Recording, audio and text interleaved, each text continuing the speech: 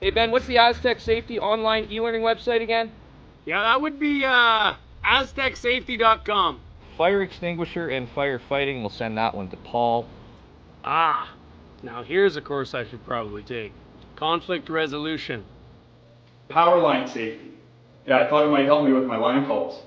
Did you know this Aztec website has over 100 safety courses? Jeez. Aztec Safety online course. Ground disturbance. Could have used that a few seconds ago.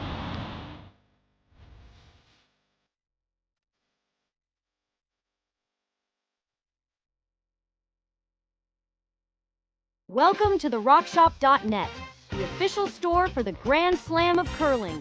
Whether you're looking for the best hats, stylish clothing, fun toys, or unique accessories, the Rock Shop has it all. Shop online anytime at therockshop.net for exclusive Grand Slam of curling gear, or come see us in person at your next event. Therockshop.net, where fans find their favorite curling gear. Good morning, curling fans, and welcome to the first round of the playoffs here at the Aly Jenkins Memorial Mixed Doubles Bonspiel.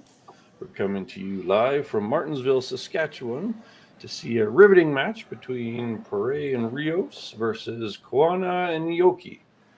This is round one of the playoffs, so keep your eyes tuned to all four sheets as we work our way through the day.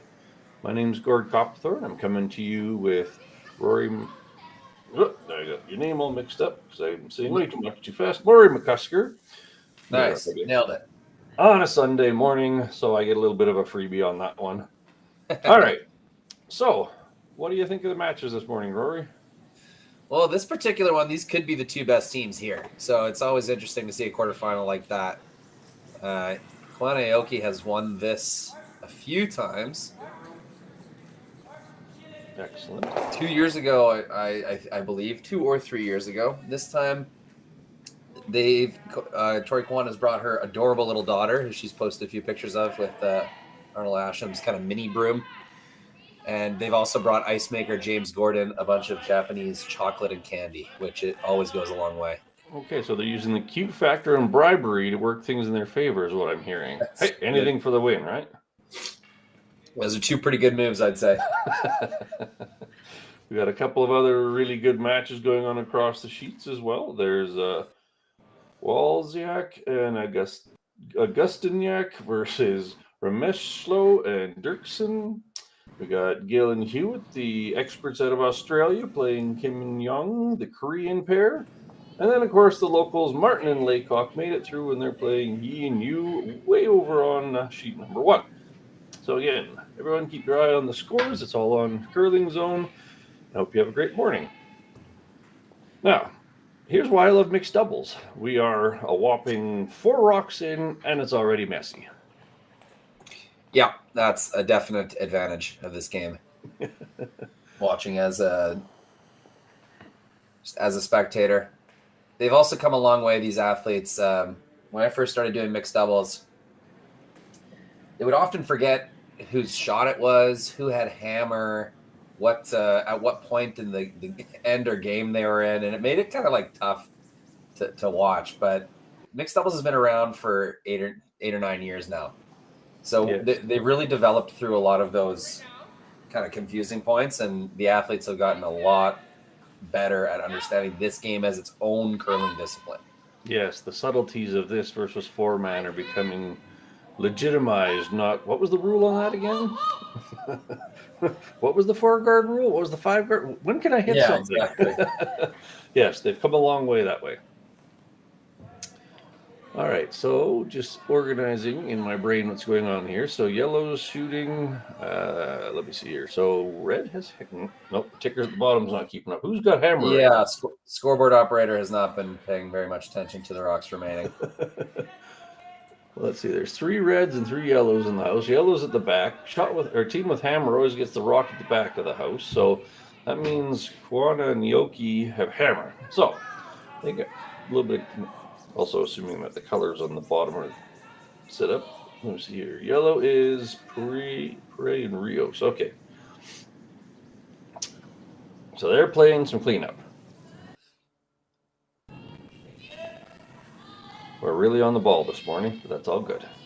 So Perret and Rios is throwing yellow stones. Koana and Aoki are throwing red. They were trying to clean up the red one. They were a little narrow. Advantage Japan in this moment, that's for sure. The one thing really working in their favor is that red-yellow frozen pair is almost aimed at the button. So that's a get-out-of-jail-free cleanup pair if necessary. So they're looking to move that red one partially underneath all of that top of the button to sit 2.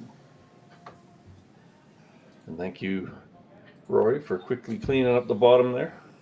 Yeah, always tinkering away. But at Sunday, we've got things mostly figured out. This is one of our best facilities. James Gordon was one of the early adopters of Curling Stadium. So we would have had cameras in this rink, longer than almost anywhere else. So he's really got things optimized here. Great shout out to the wonderful town of Martensville and their support of curling. It's always good to have a champion in the facility. That's the way you see it quite often. So this tap is a hair on the wide side. Didn't quite get where they wanted to.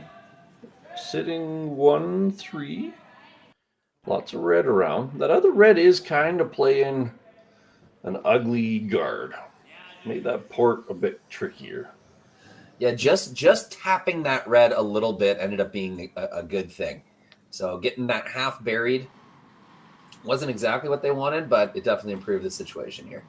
It's going to be tough for yellow to score no matter what. Chopped off that red-yellow raise, made a tiny little port. So in the world of take 1, red's looking pretty good here. All right, so Rios is looking to throw this one through that not very large port and get at least one red one moving. It's got to be close. Yeah, Okay, there we got go. rid of the sneaky guard and the top one and the backing. And left 3 yellows looking pretty solid.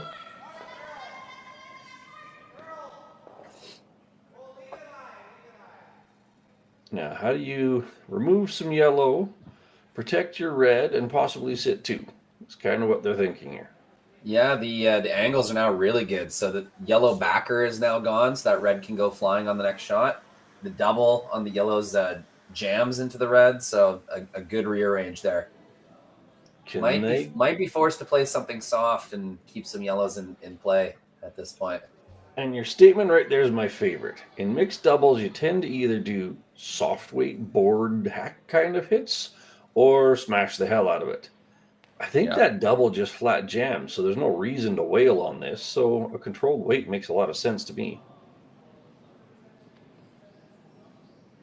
Yeah, if you can keep your shooter sort of biting top 4 there, your risk of giving up 2 is kind of lower. They will have a crack at your red in the back of the button almost no matter what, though. It's going to be hard to take it all away. If you could remove this middle yellow, nudge the other center line yellow over even just an inch to change that line up a hair, then you'd be leaving them with less options. All right, let's see what Aoki has here. We're looking for probably in the range of 11.5. Just rearrange all the rocks. Make better angles.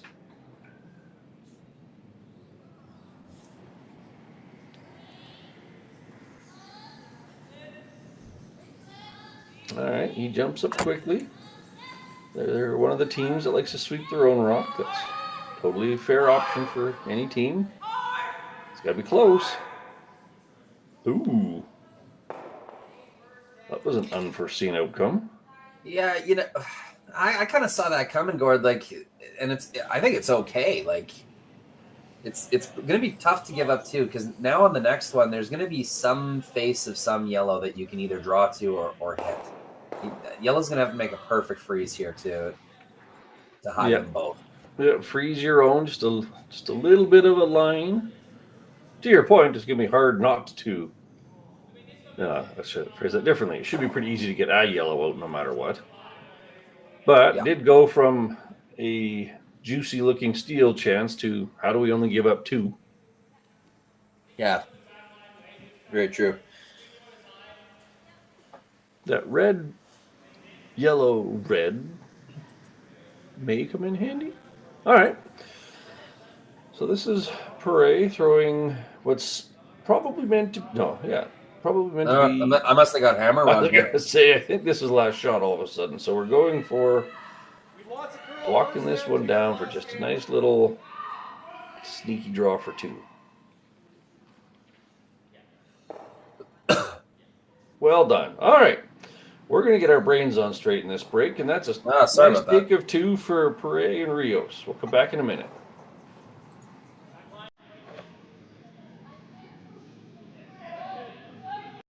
Hey Ben, what's the Aztec Safety online e-learning website again? Yeah, that would be aztecsafety.com. Fire extinguisher and firefighting. We'll send that one to Paul. Now here's a course I should probably take. Conflict resolution. Power line safety. Yeah, I thought it might help me with my line calls. Did you know this Aztec website has over 100 safety courses? Jeez. Aztec Safety online course. Ground disturbance.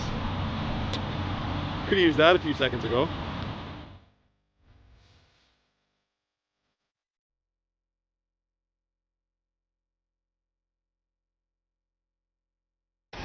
The 2025-2026 Grand Slam of Curling schedule is out, with big events happening all over Canada, like the Masters heading to London in September, the Tour Challenge from Nisku this October, the Canadian Open from Saskatchewan in December, and the Players' Championship from Steinbach coming in January.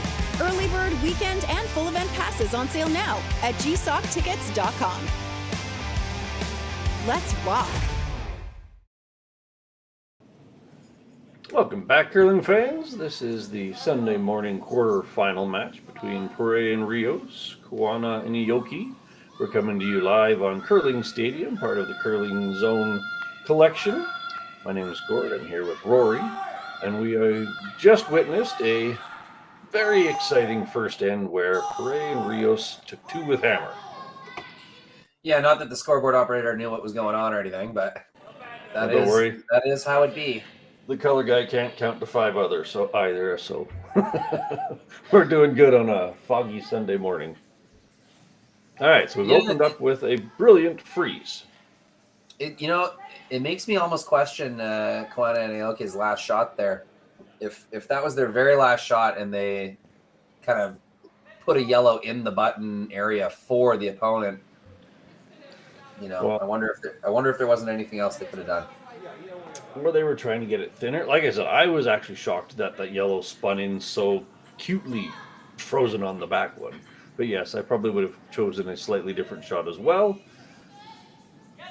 Maybe even just a draw round. They took away a run back for 3, so I guess that's a little bit of damage mitigation. All right, well, here's a bit of a mistake to start the second end. Koana and Aoki are kind of shaking the nerves a bit for the previous champions. Perret and Rios should certainly do their darndest to capitalize. A fun little fact for people, when you see that much of a disparity between the first 2 rocks, my unofficial numbers are about a 65% chance of the team that threw the first rock better winning the end. So significant early advantage to yellow. Yeah, I guess you have just that much less time than 4-person curling to reverse that situation. It's funny because when you can't hit for the first few rocks, you end up needing 2 really good outplays back to counter it. Like, it's not a one-shot saves you other than a super Hail Mary run back. So it's just, like you said, you run a rock so fast because you need 2 to get ownership of the button back. So you can see them already getting into chasing mode and thinking, whoosh, we got to clean up the front to have a hope this end. It does make you wonder if that little red nibbler might somehow become helpful. Don't see those too often, but if they're already going to open the end up. So they went and stood and talked to the guards a lot. Would you go after a guard this early? I mean, I don't even think there's a shot really to get shot stone. I guess a really delicate outturn tap, but. Well, I'm just wondering if you throw one or two more rocks in there as a setup so that the run back hits yours into theirs kind of a thing. Because right now you've got them cleaning yellow guards possibly into a yellow rock in the house. But maybe this is just a straight peel. Yeah, I'd definitely be trying to get rid of both of those if you're going for any of them. All right, let's see what we got. Resetting a guard with a single sweeper. Wheel! Yeah. Oh, there's that downside. Worst of both worlds there. Quarter of an inch from a brilliant run back pick, but instead you've left a center guard, yellow shot, and they're now shooting. That unfortunately falls in the bad bucket because that accomplished nothing for you. I mean, yeah, the guard is now red, but it's overlapped, can't run it back. Yeah, it's an ugly situation for sure. What I was saying there, Gord, is in mixed doubles, there's only one sweeper, and they're only really sweeping it for 2/3 of the way anyway. To reset a guard on curly ice like this, to guard one specific rock in the rings, is very difficult. I won't argue with you on that. So if you can kind of get into that peel, replace stance, the replacer has the much harder task. So you're looking pretty good if you make them replace a single guard 2 or 3 times. So they're going to give you half a rock on one of them. Didn't give them anything there, though. That's pretty darn good. Now, here's an interesting one. Would you have preferred to be second shot frozen to your own, or do you like the separation making hitting harder? If they had a clear run back, separation's probably good. But since those are overlap, Gore, I guess you may as well be right down in there. That was my gut feeling. Freeze your own, nose, basically. Even a short tap, lock your back yellow onto the red.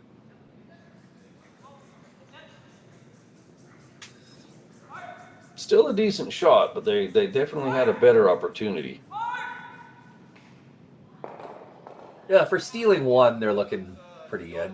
There's a chance to raise the chips, though, for sure. But there's something to be said about cementing your one as opposed to dialing up the aggression. Sometimes that blows up. And, as Chiyu said, they are playing a very accomplished mixed doubles pair, so maybe there was a bit of a tip of the hat there. Certainly the safe way to miss that was light as opposed to crashing into the back ones. All right, so they were still looking at the guards. I assume they're thinking, how do we get rid of all of them?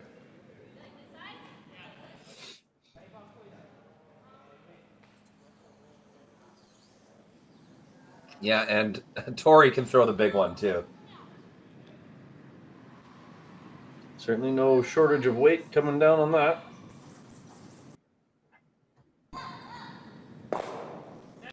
Ooh, that's a sneaky way to do it. That was about as good as you could do, I think. I'm not sure that's exactly how they called it, but that was a great outcome. No guards, and you broke up that line of yellows. Still not a gimme that they're going to score, but... I think that was what they wanted with that outturn. They knew they'd get the thinner angle. Kind of spin into their own red and send it forward. I don't know if they knew exactly what direction it was going to go, but really good result. 4 rocks moved. 5 rocks moved. Absolutely. All right, now freeze your own. Put a guard. Wrap a quarter rock around that high red one. There's a lot of choices here. It really changed things around. It's tough to see hitting that top red being a good thing. I also don't see a lot of value in a guard because that yellow double to sit 4 is looking awfully attractive. Yeah, all of a sudden that biting red comes into play. That was a phenomenal shot. Those yellows are quite doubleable as it stands right now. You got to change something. I kind of almost picture just a piece buried under that red, biting top 4. So if they make the double, You have a fairly straightforward short tap to get rid of the red from the double. It's kind of what I'm picturing. What would you throw here? I think you got to come top 4 and hope there's no triple. Do you come with the in turn or the out turn? That's what I'm kind of getting at. Do you bite? Because I suppose if you bite the left side as we're looking at it over there, then it takes a lot of the double away. But if they make the double, you're gonna have a real hard time getting at it.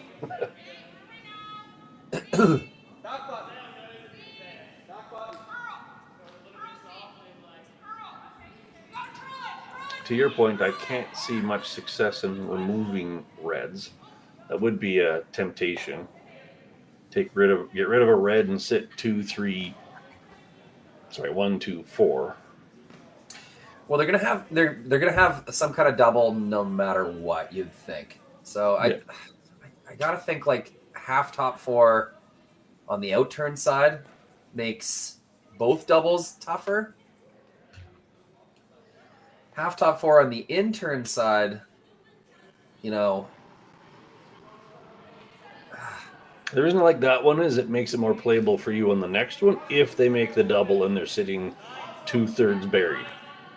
That back double's pretty flat, but I think it is there. Anyways, suffice to say, I think you need to bite the top 4 here. Yeah, this end really flipped on Perret Rios.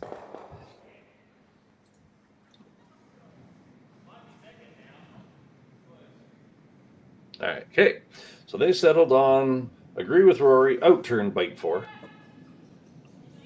There will be some kind of a double left available.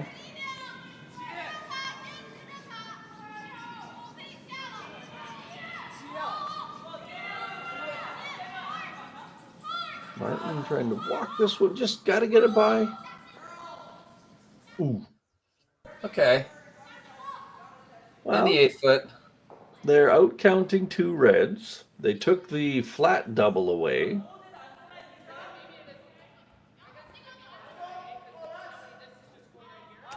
It doesn't scream purple to me.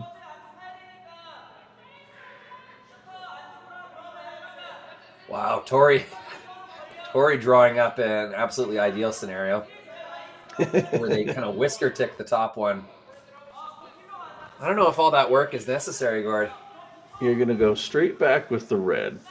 Move 1, maybe 2 yellows, but leave a really obvious short yellow tap. I'm not sure I love this. I saw her signaling at getting kind of like 2/3 of the top red and just ticking the yellow that Martin just threw. Oof, that would be a bit audacious. But yeah, kind of like the last one, make the secondary spin work in your favor.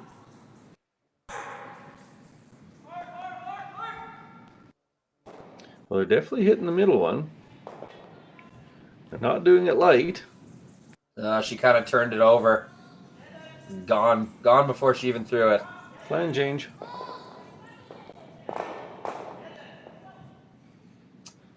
Yeah, that's not her best throw. You can see that curl instantly after she let it go. The only upside, well, I suppose 2 upsides, 1 less yellow and nothing in the middle. That is one thing you can hang a hat on. Yeah, and I guess a more natural double now down the middle. I guess it's pretty thin now. Weird little stuff. Yeah. For the brilliance of the last one, they didn't so much on that one. All right, so in the world of forcing them one, there's a lot of good options here. In the world of trying to steal one, you kind of have to just freeze to your own and hope for the best.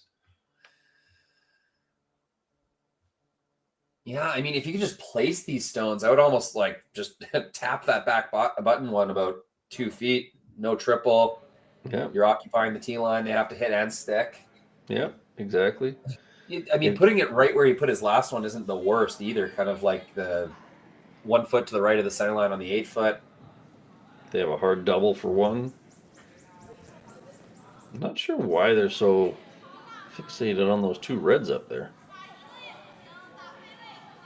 Unless they're thinking we need to get rid of them so they can't count, but I think they're just making sure that you can't slam them and just make everything naturally, which I don't think you can. Those yellows would have to go that yellow would have to go so sideways and then not jam. I think they're just doing their due diligence, making sure they're not leaving them an angle. In my eyes, those reds go yellow into the back red, so I'd be okay with that. I'm in the same vein as you. Some draw, center line-ish, anywhere between top 8 and 2 your own. Yeah, it's more of a line shot than anything on this one. You're just taking away the double. And not leaving a triple. Well, this is not a draw. I think we can agree that's not draw weight. Yeah, they did not like those reds up top. Okay, well, they saw the stuff that I thought would happen, but they ended up leaving an absolute delight hit for 2. That's a total head scratcher, Gord. No words. Wild defense. Somehow they were giving them credit for a magical triple for 4. I don't know. That one's. So let's say everything went perfectly for Koana Aoki on that kind of stuff that they were fearing. That's only for 2 anyway. Maybe 3 if you somehow keep everything in bounds. Yeah, I don't know. They might want to watch that one back. Yeah, that's a good coachable moment. For us, we'll just call that unclear. And now we have a wide open hit for 2 for Go Aoki. So sometimes we all get like tunnel vision or some weird ideas in our head skipping 4-person curling. Usually there's 3 other people to kind of catch you and make a different suggestion. Sometimes when it's just 2 of you, you get in a zone and, all of a sudden you're throwing the rock. I will say I watch a lot of body language when I'm helping teams out in this because you can't hear them, so you got to interpret a lot. And my spidey senses were that they were really fixated on that red pair, so I'll agree with you there. All right, well, after 2, it's a tie game. We'll be back in a minute. Developed over a decade in collaboration with the finest ice makers this side of the Atlantic, the Pebblehead PB5 is nothing short of a triumph of sophistication and craftsmanship. Weighing less than half its lumbering copper predecessors, yet boasting 10-fold their durability, the PB5 delivers perfect, consistent ice, time after time. The PB5 by Pebbleheads.com, the apex of ice-making ingenuity for the roaring game of curling.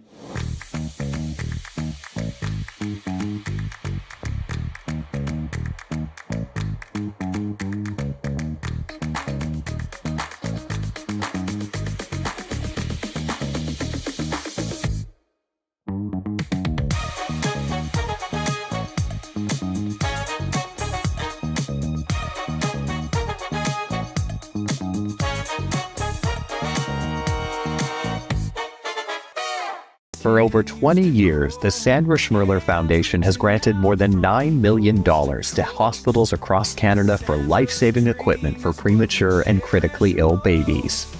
In the past 4 years alone, $4 million has been granted thanks to the curling community's incredible generosity. The need continues year-round, and with your help, we can ensure every baby has the chance to grow up and become a champion, just like Sandra. Hello again, curling fans, and welcome to Martensville, Saskatchewan, quarterfinal match at the Aly Jenkins Memorial Mixed Doubles Bonspiel. We've got 2 ends in the bag. It's 2-2 in kind of a roller coaster match. What's your thoughts so far, Rory? Yeah, roller coaster's right. We've had 2 really interesting in-house scenarios to watch so far. That last end. The kind of fixation that Perret Rios had on that outside, what we thought was irrelevant. Feels like they threw a stone away and really wasted an opportunity. But, tie game anyhow. If that was back their goal. Yellow's hands. If their goal was definitely no worse than tied, they succeeded. Opening stone's kind of where they wanted them to be. So we've already got our nice little 4-foot mess. And this is what I tend to call mixed doubles. A battle of angles. taps, clunks, and angle management for usually the first 4 to 5 thrown rocks. So this is a more typical setup, I agree. So now they're just going to go in there and jiggle things a little bit more. Tori with the gentle outturn, considering she threw, 3 peel weights last end. It's a bit of a reset.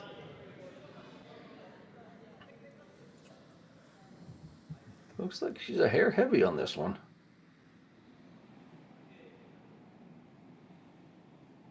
Well, we're going to get some rearranging. Wow, really lucky that grinded in there. You don't typically freeze your own, but hey, that's a lot better than where it was looking like it was going. So now, Perret and Rios have hammer. So generally speaking, people with hammer want the rocks spread out a little bit. So I'm kind of picturing enough to unlock those back 2 and maybe roll a bit off. What are you thinking? It's the more on the high side you hit this, the more it sticks in the middle. So you got to make a decision. Are you going to prioritize the shooter rolling to the wing, or are you going to prioritize kicking the red out? I think you got to get as close to nose to this as possible, just for the sake of getting that red out of a relevant position. Although normally with hammer, you're right. The bigger mess in the middle, the higher chance your opponent can make one good shot to take your end away. Now this is walking over really good, so they're on your camp. What do we got? Hey, that's very high side.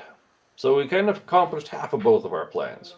Got the back one unlocked and popped the red one just a little bit to the left as we see it. Yeah, it was a nice shot, and they're pretty lucky they didn't tick the yellow first, or else that shooter would have had some outward momentum. So now they get to keep both their yellows right in the top of the button, really controlling stones. It's a good situation for Perret and Rios. Is there a way to get both those yellows out here? I don't know. I don't think so. I think you have to get to the inside of the yellow to get them both moving. I don't think so either. I think if you hammer the one that Martin just threw, it might spin up and sort of out of the forefoot or to the side of the forefoot. But yeah, I don't think you have a choice. You got to move something. So how about this? Do you play this to just get the one yellow into the back 8 and leave your red kind of nose-ish frozen?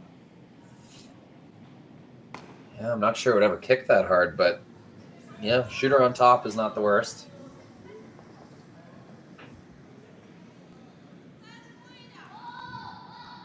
Well, here we go. She's beat me out of the hack. There she goes. Okay, we're certainly moving a yellow. Not quite the action that they were looking for. Getting the yellow out of the forefoot would have been ideal.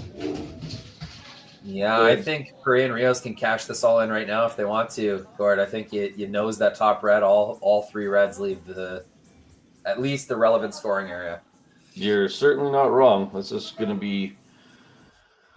you might lose a yellow because that middle yellow will catch on the other yellow. So it's looking like you're going to be sitting 3 yellows to no reds here in a second if you throw this queen. Yeah, I might catch the back yellow on the way out, but that one was never really scoring anyway, so. With hammer, you'd happily be sitting 2 yellows to no reds right now. All right. So this is Martin Rios coming in with the outturn. Hopping up to manage his own. Waiting for that late break we've been seeing. It's really close. 1, 2. All right. Yeah. 2 reds out of the play, and the third one is rather irrelevant to your words, which I quite like. So basically, you're sitting 3 nice yellows to 1 useless red. Yeah, it's a lot. I think you're beyond the point of cleaning up here for Koana and Aoki. It's all about sneaking one into a tough to remove spot. There's going to have to be some kind of freeze or something that gets them out of the end. I think they have one more chance to hit, but this is a big one brewing for Perret and Rios. This has a similar feel to that 3 in a row they played in the first end and kicked them into the can. So let's see. They're looking at that would be, I don't see triple there. That middle one should stay no matter what. Unless, that'd be hard to get a triple. Unless they cut it right over the top. Like, yep. You need a boatload of weight. That would be a ballsy shot. Hit 2 inches of the front one with peel. Yeah. You could play the middle yellow as we see it and roll, but then it's a pretty short yellow run back. Yeah, I mean, what I'd be looking at is making just the straight double on the one on the tee line and the back yellow, leaving your red kind of snuggled over towards the frozen scenario. So if they ever wanted to roll inside, it would jam. That seems like a kind of more realistic, makeable shot. This one's the dream shot for sure, and if they make it, it's going to be fantastic. Well, they've been playing these and getting reasonable outcomes. Sweeping early, though. Sweeping early. Woo! Well, that's 2 yellows in the corner. And evens the count rock in the house. 2 reds, 2 yellows. But yellow's sitting 2 and has shot next shot. So I'm not going to call that an improvement. That's a big sweep from Go Aoki. He was on that from the very get-go, backed it up to get it around the guard. It's huge. Wrecking the guard there, not a good outcome. So we're looking bite top 4, making the Colleen Jones Christmas tree, I'm assuming here. Now the one magic bullet left is that sideways red tap to the can. So no matter where Martin puts this, you gotta make sure you at least have something you can play with. A lot of good spots for this rock. It's this is not a very specific shot. I think you just got to be lying something above the tee line.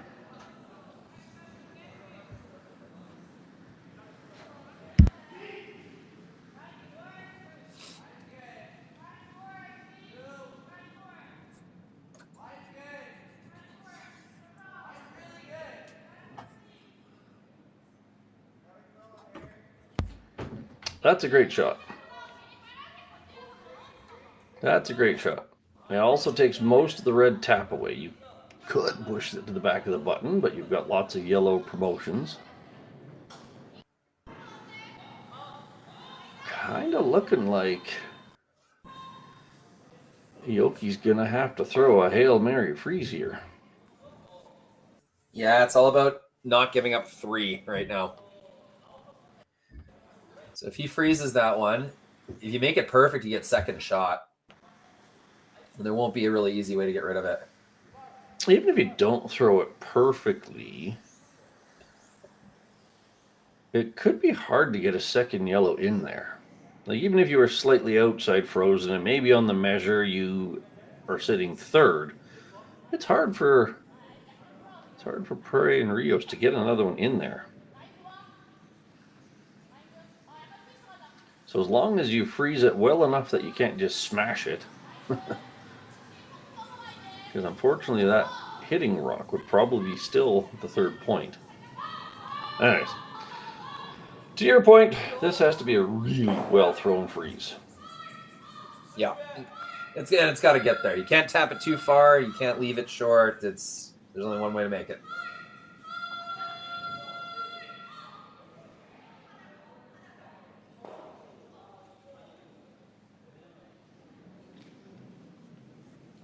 All right, this could be for all the money. Throw an intern, draw a freeze. Aoki on the throw, Koana on the sweep. Just keeping it clean, so it's got to be close. Oh, Go is saying, let me in here. Got to hold the line. Go for it. Got to Don't hold the want to line. clack the top one. Nice sweep. Just barely gets it there. I think it's second shot guard. I would say it's second. So that brings us up to looking at that angle slash. But you'd be hard pressed to keep the yellow. So this is a slash for 2. Oh, if you do it just right, you can keep the yellow. But if you get it anywhere high, it'll spin down. And I'm not sure where the red shooter is going to stay. I think it's just high enough in the forefoot that it plants pretty good. You're right, it will spin, but you just got to manage your weight here. Don't throw any more than normal. Because that red one could also spin down into the 4. You could actually get a double. There you go. Red into the yellow, into the red, bounce back outward, hit the other red as it's spinning down beside it. 3. How's that sound? I think as long as you get the top yellow as thin as possible, that red should spin out. But yeah, you're right. If you square it, then the running red might end up counting here. Lots of possibility here. Suffice to say, we're looking for a slash run back takeout stick for 3. If we want to make up words for fun. Some fun shots so far this morning, Gord. Really interesting. It's certainly exciting. I agree completely. Yeah. All right, Jenny on the throw. Last rock here, the third end. Looking for a hard to call, made up shots. Normal weight, angle, run back, stick it for 3. Looks pretty good. Oh, yeah. Oh, there you go. Nicely made. 2 reds in the corner, 3 on the board. Call it as they made it. We'll be back in a moment. Hey, Ben, what's the Aztec Safety online e-learning website again? Yeah, that would be aztecsafety.com. Fire extinguisher and firefighting. We'll send that one to Paul. Now here's a course I should probably take. Conflict resolution. Power line safety. Yeah, I thought it might help me with my line calls. Did you know this Aztec website has over 100 safety courses? Jeez. Aztec Safety online course. Ground disturbance. Could have used that a few seconds ago.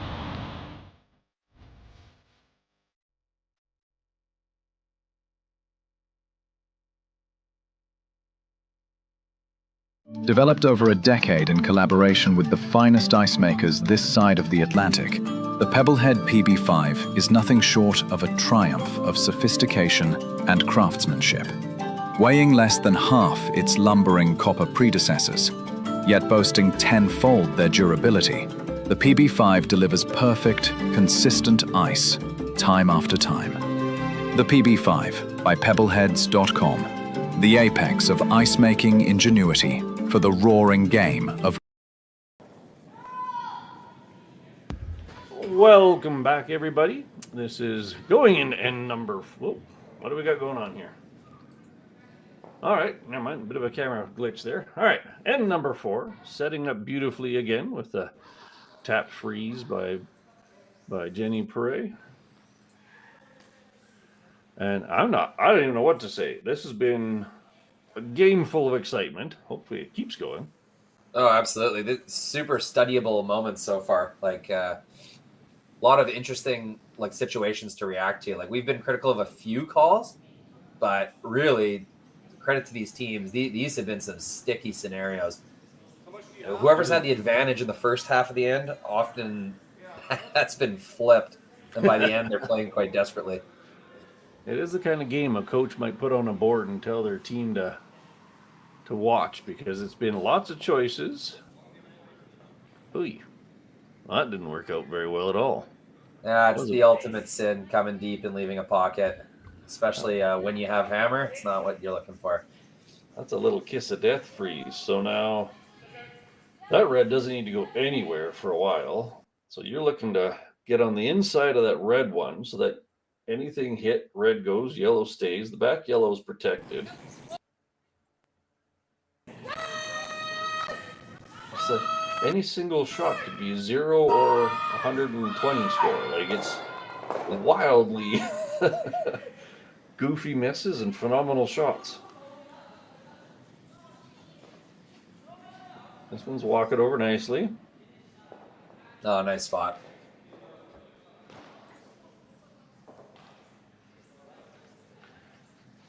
Now, Koana and Aoki are like, these angles suck. How do we make this better? You could technically hit that yellow one, but ugh. Yeah, tie game is different than this scenario as well. Down 3. You can't just peel the guard or run the guard and play defensively and hope you have a chance for one. It's you already are in got to score multiples zone. You could just plunk that yellow enough to move rocks around. Wouldn't be terrible if you pushed the red one, call it back 8. Then red would be frozen on the yellow, aimed at the other yellow. So that would be, yeah, just kind of there with like backline hack. What do you think of that? Yeah, it's gonna leave yellow line 2 undercover, and the rest of the end is gonna be a battle just to get access to it. So that's the only downside to that. But I guess I don't see what else you do. You could just shred them, like just throw a bomb and hit half the yellow, let everything go. But it'll open the door for yellow to just make a better one in the top 4, and then you're kind of in the same situation, maybe even worse. It's not looking good right now. And to your point, they're behind. Rule number 1 when you're behind, try not to hit things. Junk is your friend. At the same time, it's only the 4th end. Panic isn't necessary. So I don't know, I think this little jostle is your only choice, even though it's a bit of a risk.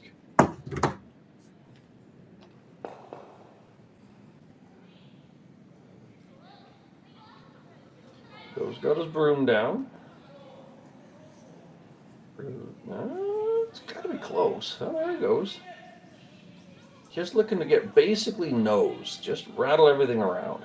Got to hold the line. So that's kind of what I was thinking. Yeah. Yellow is actually... Well, you lose the back red, but that's beside the point. But those 2 yellows can be removed now with 1 really good shot. No, I'm with you, Gord.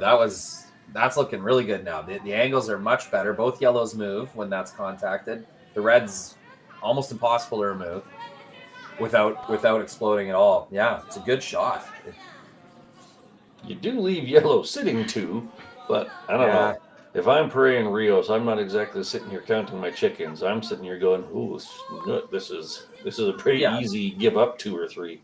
The moment that red is contacted anywhere on the stone, both yellows are moving, if not flying, and the red's going to stay in the top 4. So you've made the run back. It's now a 1-shot run back instead of a 2-shot run back. All right, so Team Switzerland has, by my accounts, selected throwing a guard in between to take the run back out of play. You also could have basically done the same thing and broke up that mess a little bit. Considering they're up 3, that's probably what I would have done. Second guard's okay. What do you think?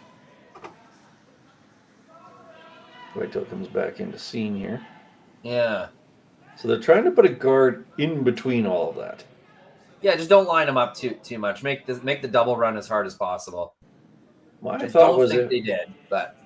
Would you have ever played the tap on the red, same, and push the yellow kind of into that back pocket?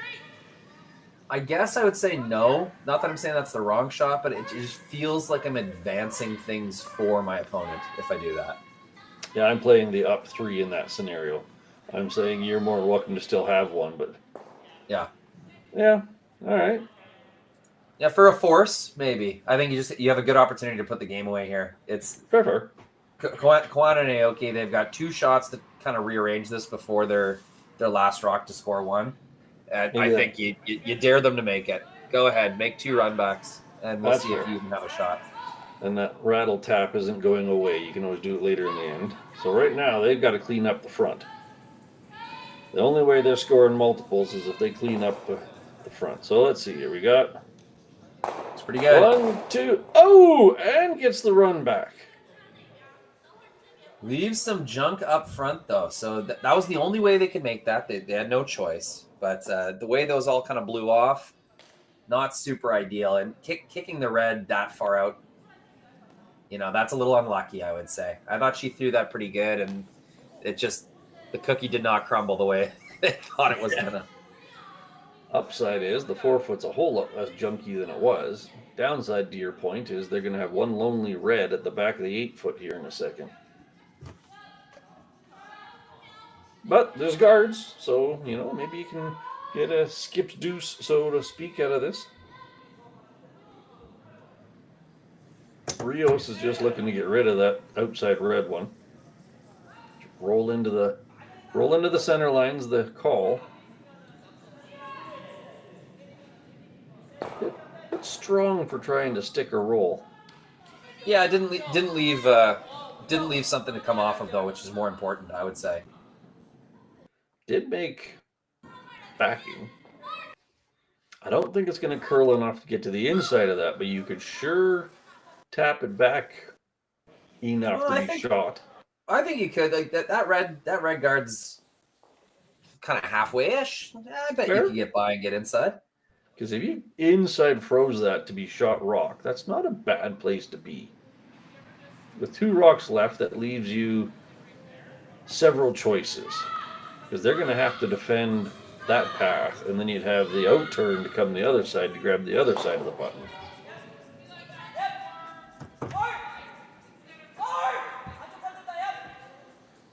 All right. Well, like I said, this has been a game of wild and crazy. It's kind of the wild, wild west of curling going right now. We've seen brilliant freezes and excellent explosions, and now we're going for another freeze again.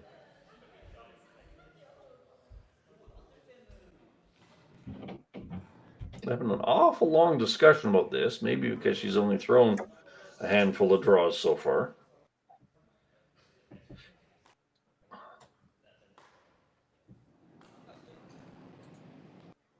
All right, Terry looking to just weld this one onto that rock in the forefoot. Line back 4. Got a long way to go. The weight must be close. That's a bit strong. Nice line call though. Absolutely, they had to play it tight. So they went with tap instead of freeze. Okay, fine. They did build a bit of a wall back there. They didn't push it far enough to let that other red become relevant. Yeah, but you know what? 3 rocks ago, if you would have told me that Koana Aoki might even have a chance for 2, I mean, that's a really good trade. I do not disagree. Just saying, if that rock had slid a rock farther and they're sitting 1 and 3, that changes the pressure on Perret and Rios. Now they're kind of saying, you know what, they're only sitting 1, likely can only get 2. We can play a trickier shot. So they're looking to tap this one back. I don't know about this. Is there anything wrong with just kind of nibbling the button on the outturn side? Not sure how they get 2 if you do that. If you did outturn draw to nibble the button, as long as they can't tap you, like that same shot basically they threw. Because you got to be basically biting this T line to outcount the other one. So then you only got to bump it a foot. I don't even know if you need to count it though, Gord. Like just make it so there's no room to openly draw for 2. Yeah. I see what you're saying. Like even if you're just nibbling the button so that they have no shot for the second, give them 1. It's a good force shot. Like, even when you make this, they're still going to have a shot to score. And this is, like, way tougher. Oh, yeah. I'm not going to disagree with you. I would be perfectly happy with drawing top 4. This is certainly the harder way to get your rock into the top 4.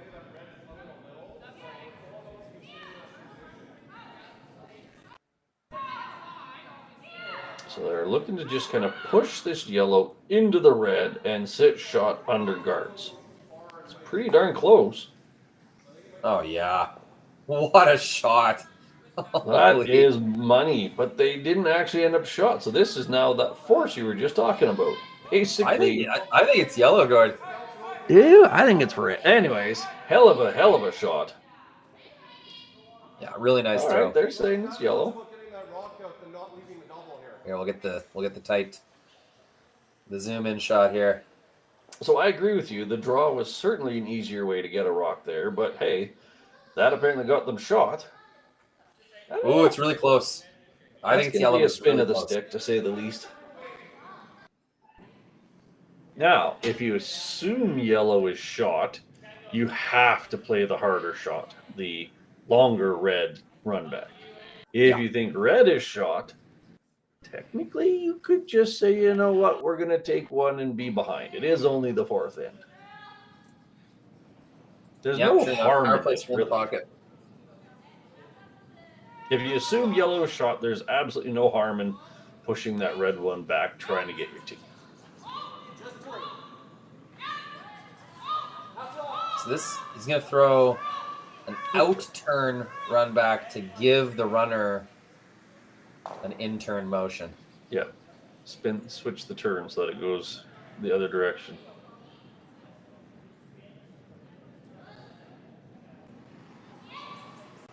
It's close. Really close. I think they left it just a little too long. Oh, they overdid it. Ah. Okay, well. Roll the dice and got craps. All right. One on the board. We're down 5-3 after 4 ends. We'll be back in a minute. For over 20 years, the Sandra Schmirler Foundation has granted more than $9 million to hospitals across Canada for life-saving equipment for premature and critically ill babies. In the past 4 years alone, $4 million has been granted thanks to the curling community's incredible generosity. The need continues year-round, and with your help, we can ensure every baby has the chance to grow up and become a champion, just like Sandra.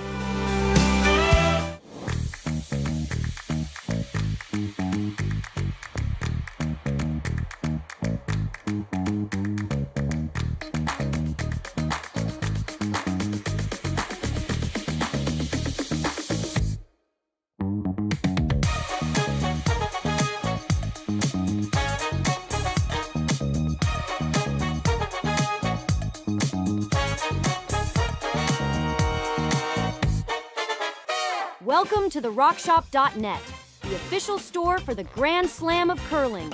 Whether you're looking for the best hats, stylish clothing, fun toys, or unique accessories, the Rock Shop has it all.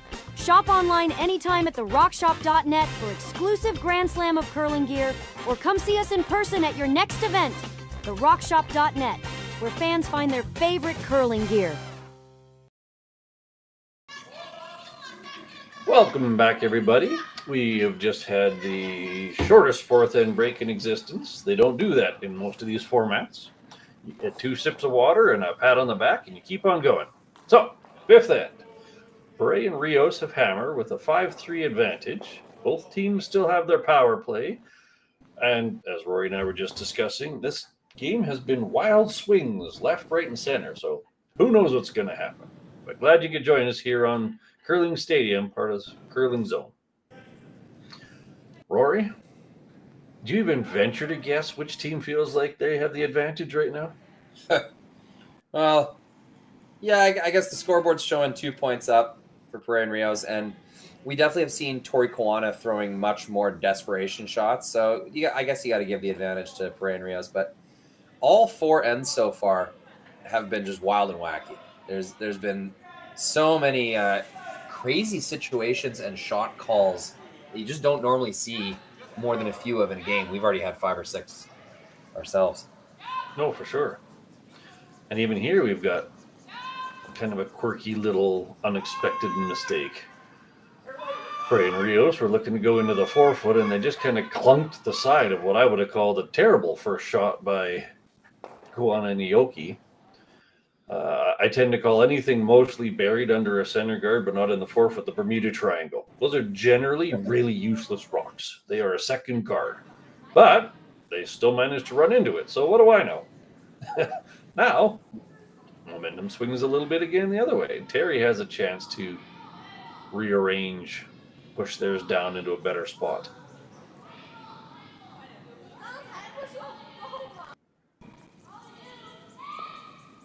So looking to push their higher red down into the 4-foot. Getting real close to the guard and clip the guard. They do tick it. Oh, worst case scenario. We've gone from glory shooting to 3 basically oopses in a row. A short draw, a clunk draw, and a guard tick. All right. Well, I guess we shouldn't say worst case scenario. Their center guard is intact. That's kind of their lifeline. So it's a pure miss, I guess we should say. fair enough.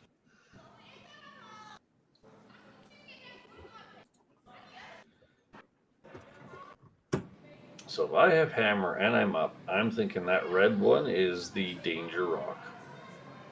I kind of like the yellow split, which kicks the red one out.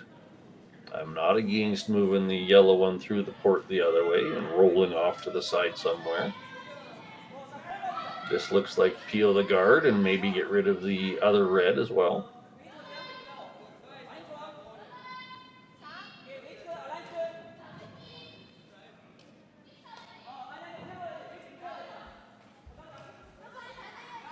To your point, that's the lifeline.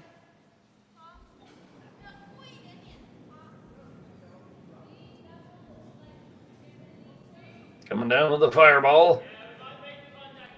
What do we got? Ooh, just a skinny little peel. But guard gone. Yeah, it's a 2-up whiff kind of call. Just advance the game forward. You have the advantage. Don't let anything crazy happen. Now we've got a plethora of choices. They didn't like the guard. Do you put the guard back? Do you tap freeze and let them smash things in house? Where do you go with this? It just depends how aggressive you want to get this end. I feel like replacing a center guard is not the wrong choice. It's kind of where my brain's sitting. Certainly for a rock or two.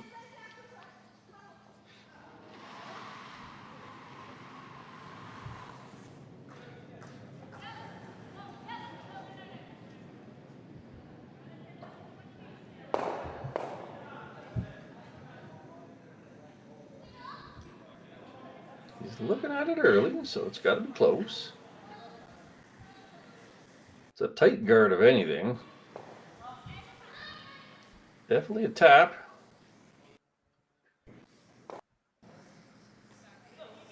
Ooh, so close to a perfect tap freeze. Yeah, definitely. That was the higher risk shot, but sorry, what were you saying? I think there's a fairly risk-free double. One red's going no matter what. Well, and you get your rock in the control zone. Even if you lose the back yellow one, you're not going to be too sad about that. Yeah, I don't think you have to throw a bomb here either. Like, control normal-ish, keep your rock in the 8-foot, and then it's just kind of like, can Koana and Aoki hide 2 red rocks? If not, they're giving up 2 or 3.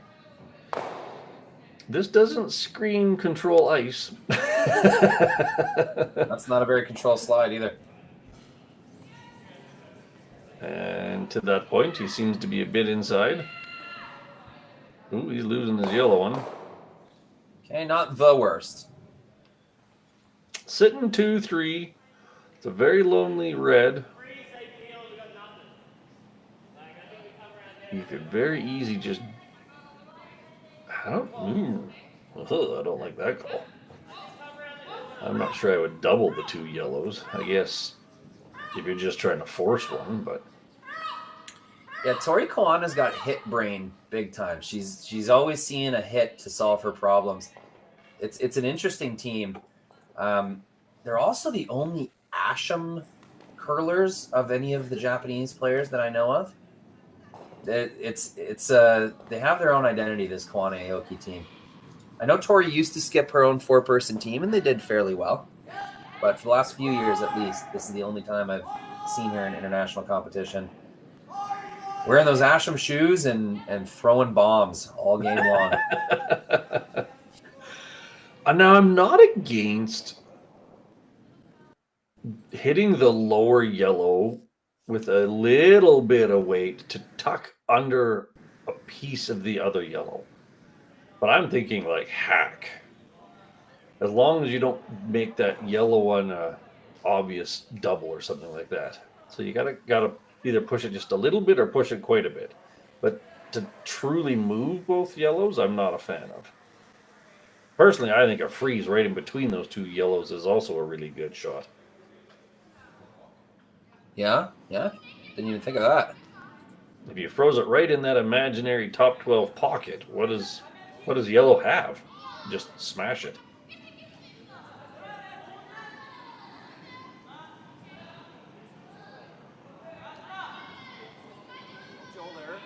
Well, this isn't going to move anything much, so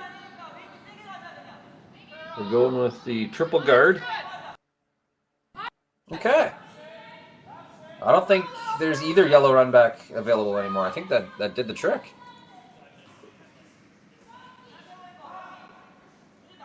Which brings us to, well, just smash it.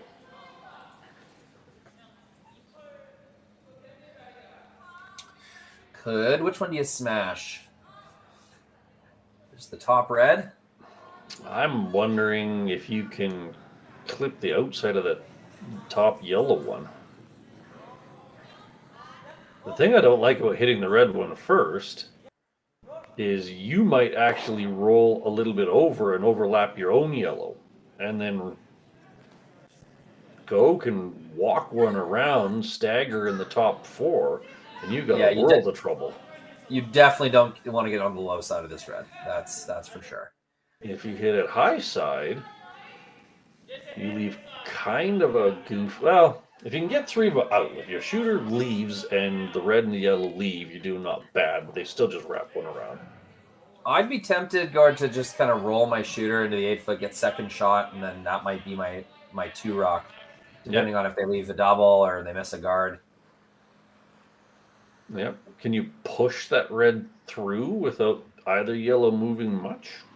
Ooh, maybe. Yeah. Because then you could hit almost like a split.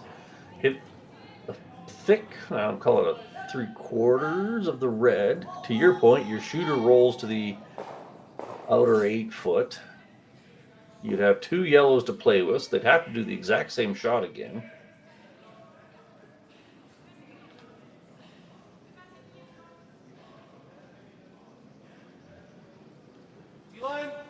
This is also the first sort of comment that I said is you could actually hit the top yellow thin, and then everything just moves.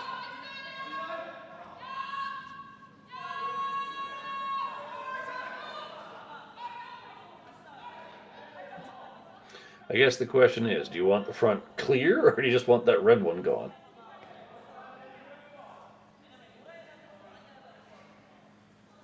Yeah, all valid questions. I don't think you can get the red out clean. It's hitting that bottom yellow, I think, no matter what. Because it might if you get it thin, it's gonna come off that one that Martin's got his broom tapping. And I think it splits off yellows no matter what. You might actually call that good though. Could you imagine you hit the red, you just clip the bottom yellow, and that yellow and your shooter both roll over to the outer 8-foot, and that red one kind of skitters through far enough that it doesn't matter. Okay, I'm going to break all rules of cinematography here. Let's get a better look at this straight on. That overlap is so scary to me. So are they going to try to tap this straight forward, this yellow? Ooh. Yeah. Don't love that. Well, he's definitely not throwing cannonball weight, so he's just rearranging or going around. Technically, you could just go around it. We didn't even talk about the to heck with it, just be shot. He's sweeping it for curl. I think they're just trying to kiss that one down. Yeah, I don't know. I don't know about that. Yeah, it was not high on my list. Do they just draw? Oh, there's your icy hit first. But do they just draw to try to tuck a corner under that lower yellow? Absolutely. I think it's out turn draw to the 4-foot all day. I mean, you might leave a double, but you're down 2 without. I think you got to put that kind of pressure on, try to steal here. Even if you went, you got to be higher than T-line, a piece under that yellow, and then pressure galore and a chance to steal 2. I suppose you could guard the 2 yellows and steal that way. Leave them the draw to bite the button. Yeah, I'm okay with that. I don't like this plan. This is what I call a backwards guard. Draw behind the other one so that they can't remove it. I just feel like this overlap in the top of the house is helping you if you're red. There's no need to rearrange it. There's your thought. Guard the yellow pair. It's probably the safest call. I do like the idea of drawing in to bite the button. It's the riskier. Yeah, now that I look at it though, Gord, it's that yellow. You don't want to set up a double. It's pretty easy as well. You just kind of hit the nose-ish of that top yellow and it's made. Yeah, that's why I'm kind of picturing just biting a part of the forefoot to make that just spin out. But to your point, then the guard is the much easier steal of one. All right, last rock from the Japanese team here. Tori on the sweep. Make that go on the sweep. Not heavy. Looking for a guard in front of that yellow pair. Got to work it over a little bit. Plenty of curl on this sheet, so they're fine there. Got the line, got the guard. Took it away. It really does feel like steal one right now. I don't see much other than the out-turn draw to try to get more button.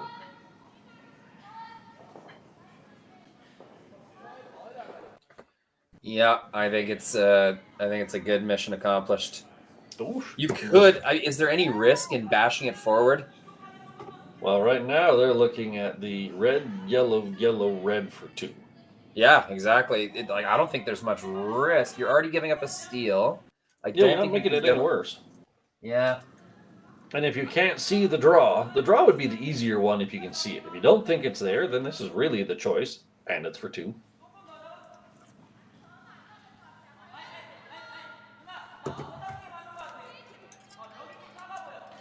All right, so we're going for the triple raise takeout for 2. Because I can't see the top one sticking around for the third. Yeah, it's kind of a why not thing for me. Why not? It's probably easier than trying to nibble the side of the button with one sweeper. All right. Ooh, not very much weight. Oh, they just have an artful way of making us not know what they're doing. All right, We're going for the red, yellow tap to the can. It's a little thin. That's a steal of one on the board for red. 5-4 after 5. We'll be right back. Hey Ben, what's the Aztec Safety online e-learning website again? Yeah, that would be aztecsafety.com. Fire extinguisher and firefighting. We'll send that one to Paul. Ah, now here's a course I should probably take. Conflict resolution. Power line safety. Yeah, I thought it might help me with my line calls. Did you know this Aztec website has over 100 safety courses? Jeez. Aztec Safety online course. Ground disturbance. Could have used that a few seconds ago.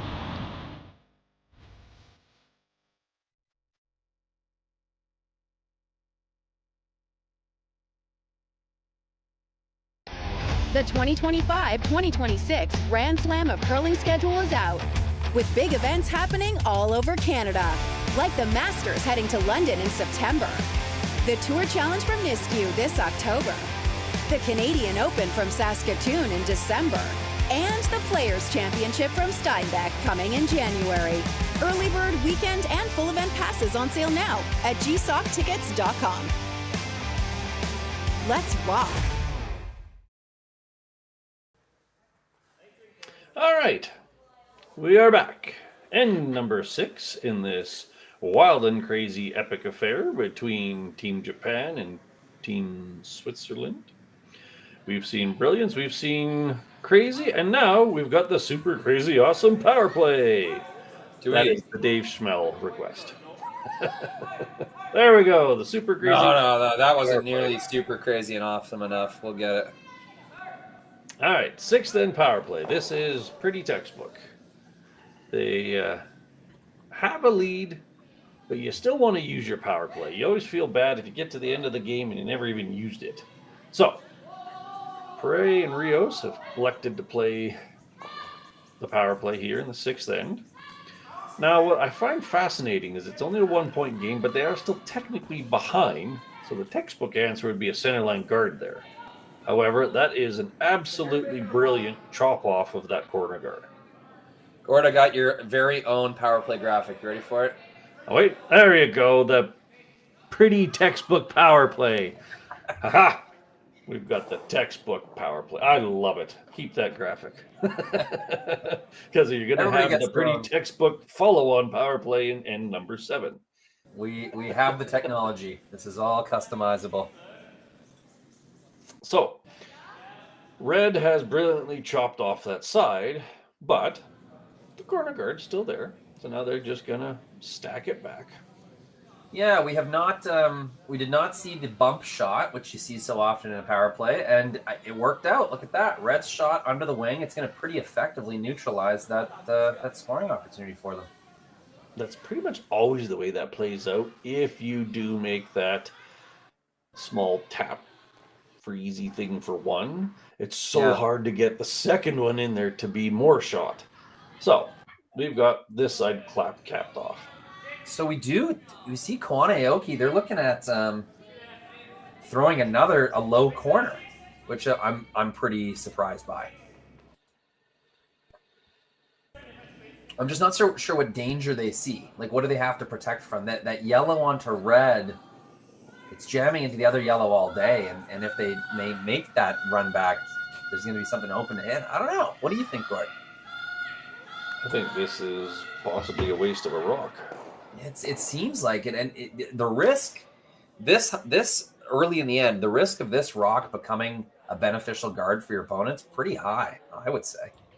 So, my stance is when you're playing against a power play, you aren't trying to score unless you have to. Like, you're not trying to steal unless you absolutely have to. For sure. So you should be looking at this as force. You're sitting 1, so why group the rocks over there? In my book, I would either go down the middle or more preferentially way over to the other side, just split the house. Yeah, absolutely. T-line, kind of 8-foot, biting 4-foot-ish. My instinct, but this is very defensive call.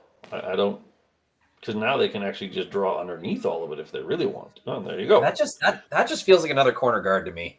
Yeah, yep. That's not what I would have done, because now they're gonna try to wrap this underneath all of it and make basically, what would that be, 4 guards. Yeah, I think if they'd have drawn the other side of the house and sat 2, it would have been a much scarier proposition for Perret and Rios. I'm with you. I look at that as, hey, thanks for another corner guard. Anyways, that's in the past. So we're looking to get shot rock at least partially buried under this collection of guards. Ideally above T-line, but objective number 1 is shot rock. Whee! Or clunk.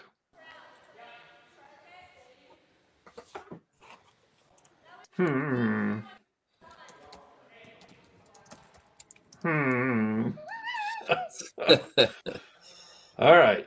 They're going to hit that because you can't leave that there. It's not going to change much, unfortunately. They hit and roll. They're just going to have that same draw under. You can't really hit and roll the other way without risking hitting your own. There's a decent amount of clearance. It would be nice to roll kind of under the L of National. I don't love the roll underneath the corner guard. You don't have hammer. This is just making more guards.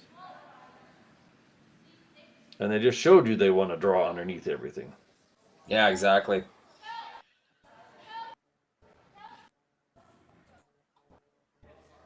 All right. Well, the call is hit and roll corner freezed on the other yellow.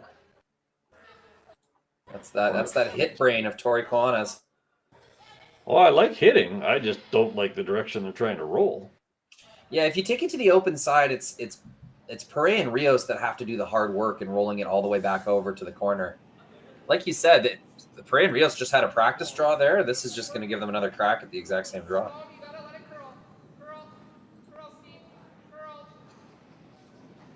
All right, they're thinking about it. Like either that camera's a little bit frozen or they're having a very in-depth conversation. I think it is frozen. Good call. Oh, there they come. All right.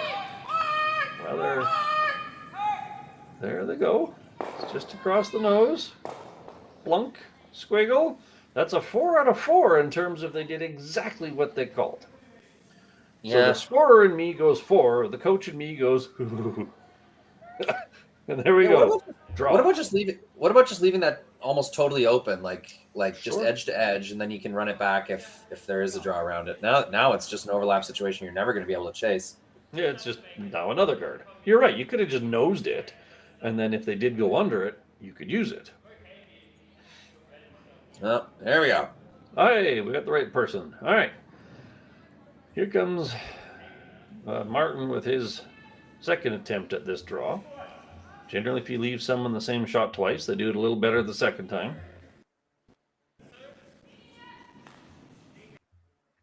Looking to hold the girl. He's around the front one and getting really close to the second one.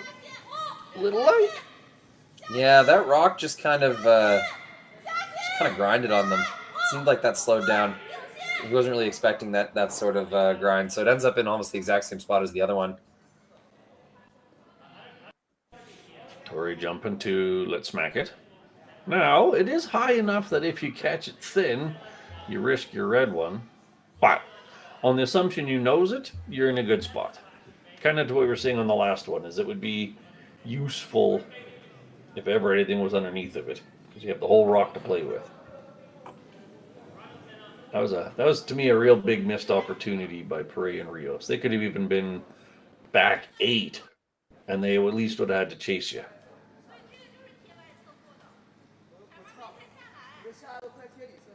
All right, looking for a nose hit.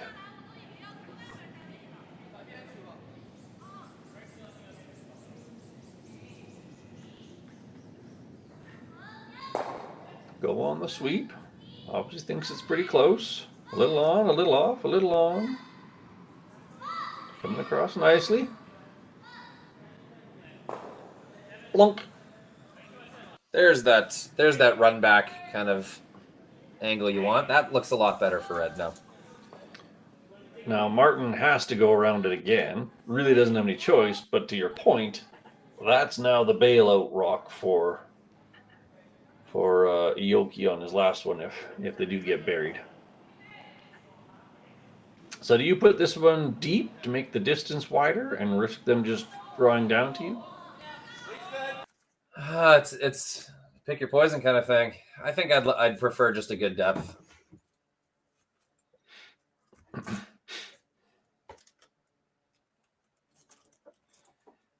All right, attempt number 3 on this outside in draw. Inside out draw. Get my direction straight, dum-dum. He's squeaking it by. That was a really nice draw. Piece of paper between them. It is over enough that it's almost hard to get all the way across. It's there. The potential that guard impedes Aoki. Geez, I feel like a tap freeze is just more natural. I know that they're thinking hit and they've seen the spot a few times. There's nothing wrong with that call. It just makes it harder to score one even if they throw a nice little tap freeze. Is there any chance that the red kisses the other red if they hit it thin and just spins down? It's pretty close.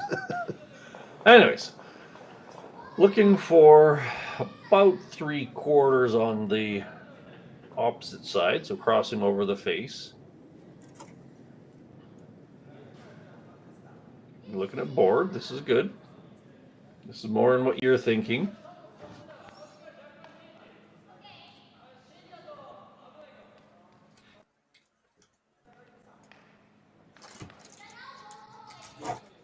They are certainly very good at communicating.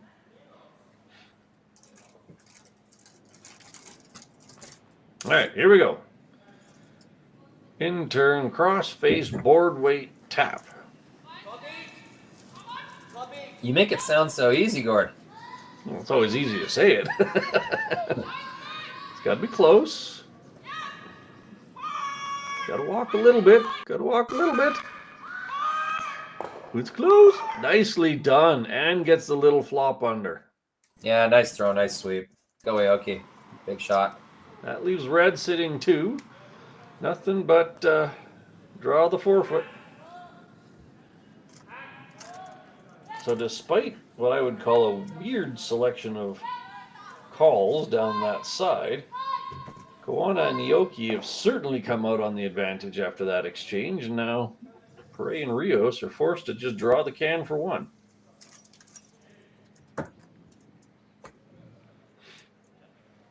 Jenny on the throw, Martin ready to sweep. You don't generally feel bad when you got the whole 4-foot to hit. But you sure would have loved a 2 when you were playing the pretty textbook power play. Yeah, that did not go to the textbook plan. Well, in all fairness, they did miss pretty much all, 2 out of 3 attempts to draw under the corner guard. Yeah. I guess the setup was textbook, but just execution was not there. But finish it with the textbook draw to the pin. That's 1 on the board for Perret and Rios. They have a 6-4 advantage after 6, and we'll be right back.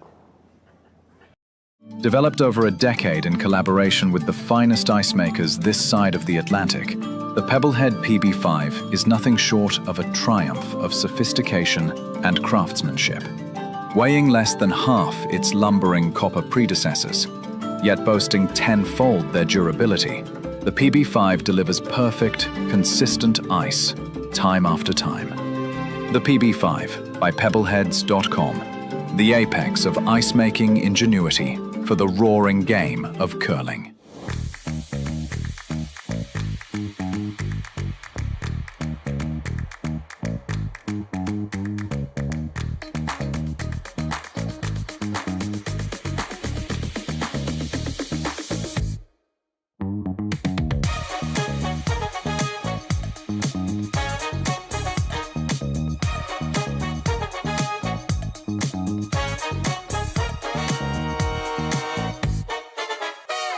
For over 20 years, the Sandra Schmirler Foundation has granted more than $9 million to hospitals across Canada for life-saving equipment for premature and critically ill babies.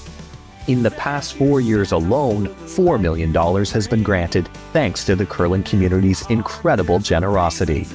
The need continues year-round, and with your help, we can ensure every baby has the chance to grow up and become a champion, just like Sandra.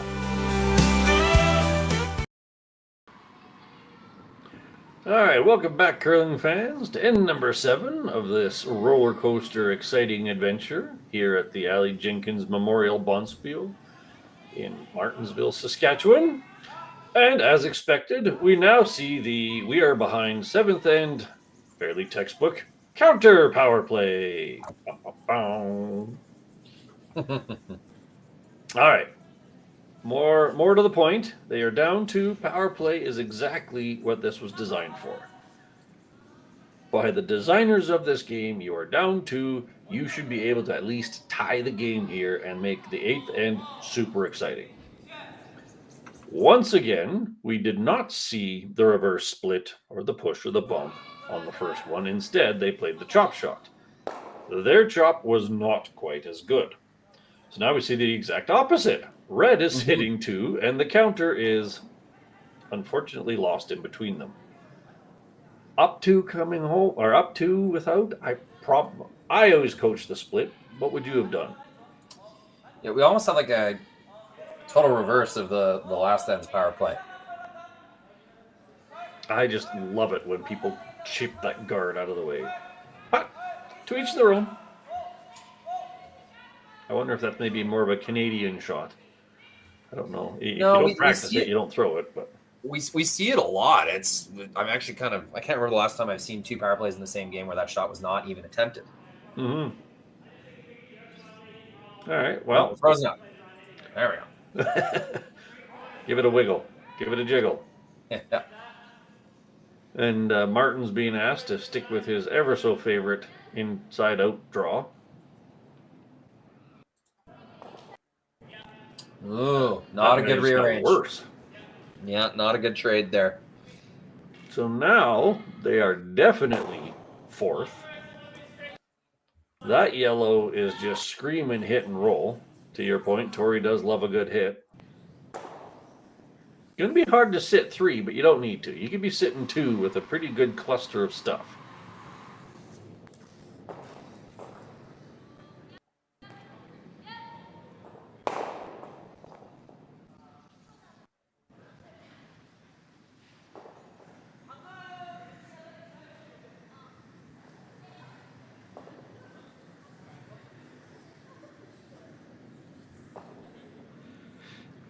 Looking for get ready yellow, roll a tiny bit.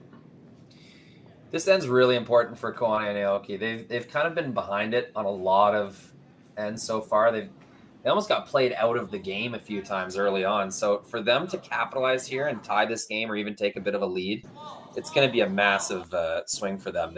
I'm not saying it's not deserved, but definitely they have been the worst team so far today. So to fight their way back to this kind of situation, limit Perret and Rios the way they have in the second half of this game, this is the move right now. This is kind of the momentum swing that they've been working so hard to create. So got to capitalize here with a couple good ones in a row. I like how you say that. The one thing that's so fascinating about mixed doubles is momentum swings are more often and more profound than in 4-man. And this is a brilliant little hit and flop. That is terrible angles for yellow. The flop was crucial. If she noses that, she leaves a triple. So flopping that over, really, really good. I don't know how they're going to count that stone per se, but you know what? To the point of you want to score 2 with your hammer, with the power play, that's fairly well cemented at the moment. Yeah. And anything that they try to do over here in this pile risks that yellow one.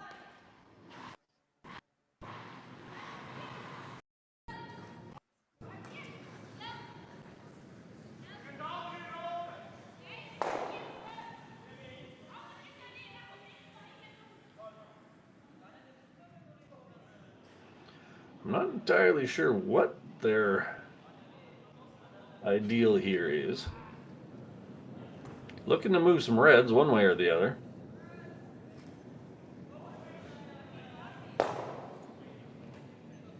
Or not. You know what? I saw that shot. I could not believe my eyes. I didn't think they were playing that.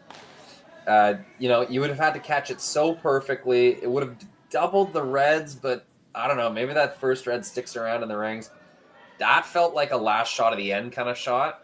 I cannot believe they played it that early and are giving red just a free crack at this situation. Yeah, you don't see a lot of silent takeouts in this game, but even real thin, you would have just pushed the red straight into the yellow. You got to hit something. Horrible. You got to hit something there. You got to make contact with something. You got to miss that thick for sure. And you can see the body English, as you were saying, the body language. They know that they've just opened the door for Koana and Aoki to get right back in this game. All right. Now you're sitting here thinking, how do we not give up 3? Yeah. Park everything that's happened. Koana and Aoki are, where's the 3? Perret and Rios are thinking, how don't we give up 3? You have to just say you've earned 2. So there's this one, they're looking to go to the back of the house. Last I saw them tap. Tori's in to help. Obviously, Debbie's in to help. That's a valiant effort. Not the easiest. I mean, that straight jam takes away at least one red counter. That's a pretty good shot, I'd say. Yep. Yeah, this... Another foot would have been excellent, but... Absolutely. Absolutely. A foot more weight, almost fully buried, would have been brilliant. This, I think, limits them to 2. I just don't know how you get it so you don't stick it on that back yellow, but hey. Go's kind of in the way right now. I think if you get it as thick as possible, Gord, I think it'll chunk off and roll to the back 12. But it's you really got to paper your red for that to happen. All right, well, that's clearly the shot. Call it I would assume they're going to do it with about board weight because they need their shooter to stick, most importantly.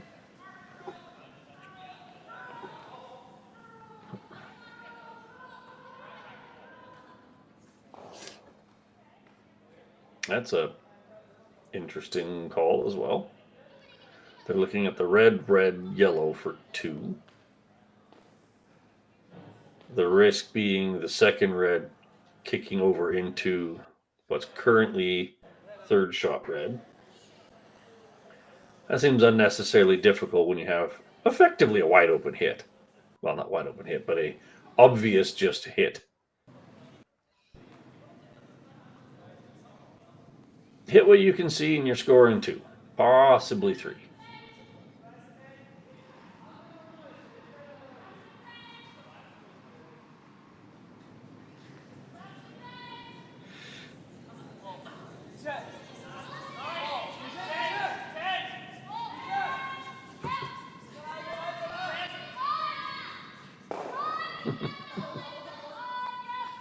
They're carrying on the conversation just at other ends of the sheet now.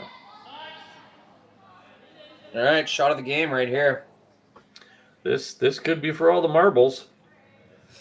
Just decides whether they have a decent chance in the 8th end or whether they're going to be playing uphill.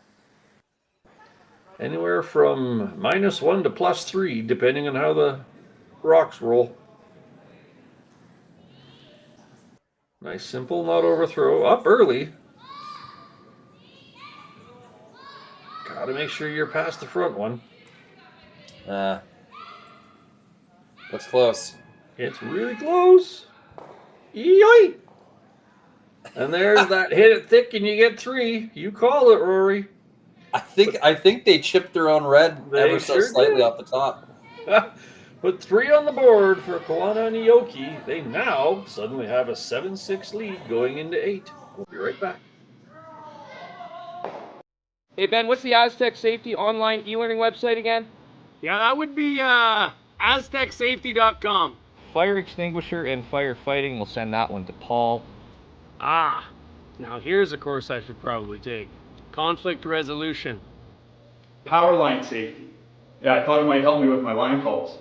Did you know this Aztec website has over 100 safety courses? Jeez. Aztec Safety online course. Ground disturbance. Could have used that a few seconds ago.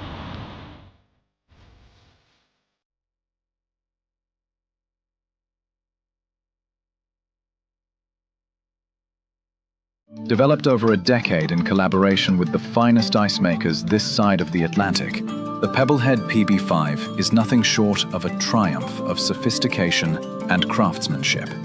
Weighing less than half its lumbering copper predecessors, yet boasting tenfold their durability, the PB5 delivers perfect, consistent ice, time after time. The PB5 by Pebbleheads.com, the apex of ice-making ingenuity for the roaring game of... Welcome back, ladies and gentlemen. We have all been privy to a very exciting game. We've seen big scores, little scores, a mediocre power play, a great power play, and stuff you just didn't expect. So here we are in the 8th end. Koana and Aoki do have the 1-point lead, but don't have hammer. So stay tuned, everybody. Anything can happen. Yeah, they really fought their way back into a kind of 50-50 game. Perret and Rios really had control of this one over the first 4 or 5 ends, and then kind of took their foot off the gas, stopped making draws really well, and let Koana and Aoki build themselves back. And now they've got a 1-point lead, and it's Perret and Rios that have the pressure on. It's fascinating you should say that. It's almost the inside-out draws that were the haunt for Perret and Rios. They had about 5 or 6 of them they needed to make, and they made 1.5. Yeah. But that's all in the past, as they say. They have hammer. They have position. This is a nice little There's a nice angle. This is textbook mixed doubles. Haven't seen a lot of the 4-foot jostling this game. So now red's going to come in and try to make an angle back the other way to protect that one at the back of the 4.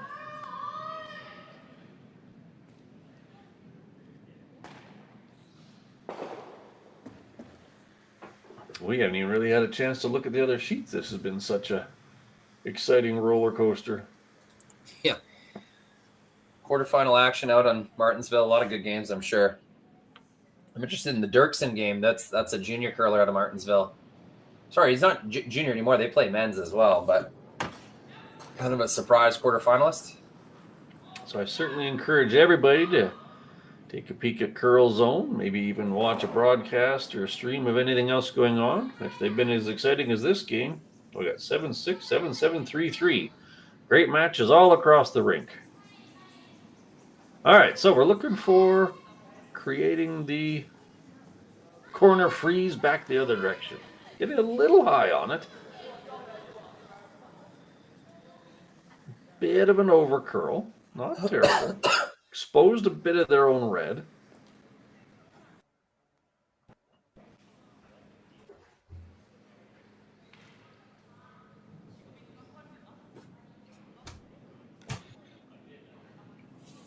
So they can freeze the back red. They could technically pick out the back red, possibly lose their yellow, but that's not the critical rock right now. I don't think this train of rocks down the center line is beneficial for Rios right now. I think you have to move them all. Looks like they're going to try to just pick the red, eh? Well, I mean, they make it. They did tap that a couple times. I like the fact that it gets rid of shot rock, but that's all it does for you. You can't keep your shooter. Even if you did keep that back yellow, then they're just going to freeze to it better. This is not a big piece. Bam. Okay. Scooched that back. That was actually a really happy consequence. That could Totally be nothing to a draw to game-winning rock back there. Yeah, and Koana Aoki have got nothing to draw to now.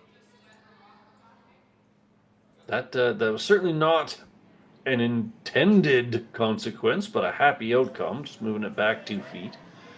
So now Koana and Aoki have to figure out how to create some opportunity. Is there enough room to tap that red-yellow pair?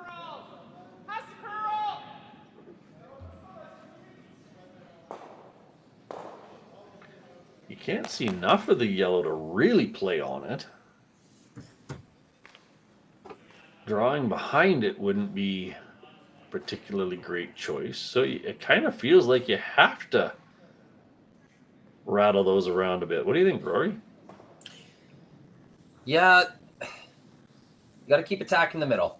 I feel like you can curl enough to tap your own red right now and just set up another red train kind of thing. I don't think there's any happiness on the button area right now.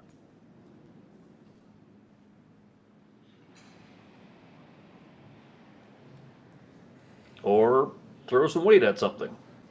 Yeah, I don't know. Getting rid of your own center guard without hammer. Straight back, bang, bang, bang. I'm not going to call that ball a great outcome. So you're playing for an extra end with that call, is what it seems like. Unless she planted it, which I'm sure was the call. You're playing for an extra here. You're hoping that you have a chance to take away any shot for 2. Open things up. You can give up 2 with this still. Oh, I know. For sure you can. Yep. Like, if I have hammer and I have a rock at the back house and one up over in the edge and for sure one reasonably high center guard, I'm thinking I can win this. Totally. Koana and Aoki are going to have 2 shots at a double. As long as you keep your rocks in the 8-foot, I mean, you're going to win the game that way. Once again, somewhat at a loss for the fact that they played the run back there. But hey, They almost made it. Where is this going to... Ooh. A little casual on that one. That was a bit of a dainty roll. They're not even looking at the double. Makes her previous shot all the more confusing to me, but I don't disagree. Maybe they're just saying nothing matters but the 4-foot. You got a center guard. But that yellow one's now possibly a slash savior.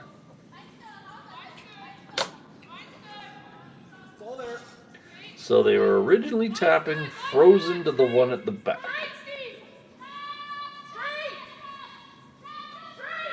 I suppose if it's a perfect freeze, they have to hit it. The shooter will roll out.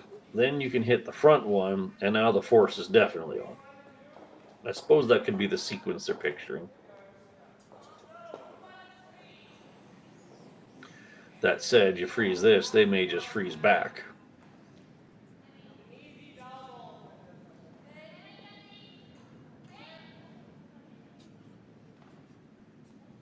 Not a lot of sweep on this one. It's not light. You saw last time that Tori was a bit strong on her draw. It's looking close. All right. Wasn't sweeping because she didn't need it. She did it on her own. Choices. That's my brain. My brain says to heck with all the rest of them. You could freeze the back. She would freeze back, and then you'd probably have some shot for 2. You draw top 4, because there's very little that they're going to be able to do to defend that. Yeah, the guard's high enough that you can manipulate that back scenario kind of no matter which way. You can come out turn, you can come in turn. I don't know if you can push the red far enough where you're going to count 2, like with the one on the top of the rings. I think I'm with you, Gord. Just make this positioning really good, unlock that red and yellow, and then you might have some kind of angle on your next one to get rid of 2 reds. They briefly looked at the long double. It is there.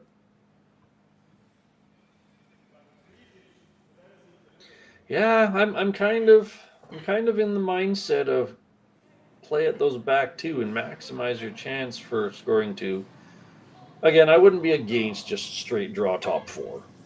That would be hard to defend, but that kind of puts you more in the camp of being forced. All right, so we're looking for out turn jiggle shot. Ideally, you get the red at least into the 12-foot. Key, be shot.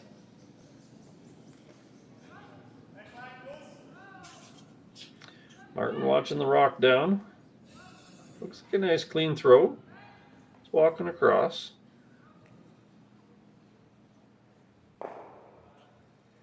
Nice shot. Yep. Pretty good. Making the reverse freeze is always more challenging because it's that middle rock is the one that stays put. The front and the back ones are usually the easier ones to get rid of. So this is a tough one. Well, and that yellow up in the top 8 is always going to be an outshot. Like that might be how you score your 2, no matter how well this freeze is thrown. Yeah. Could be bashed.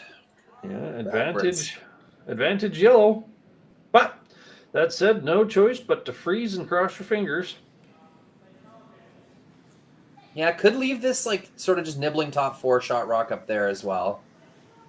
But they'll sweep to get this to the back.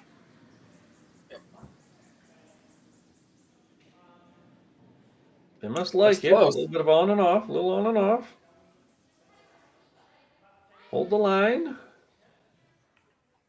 That is not bad.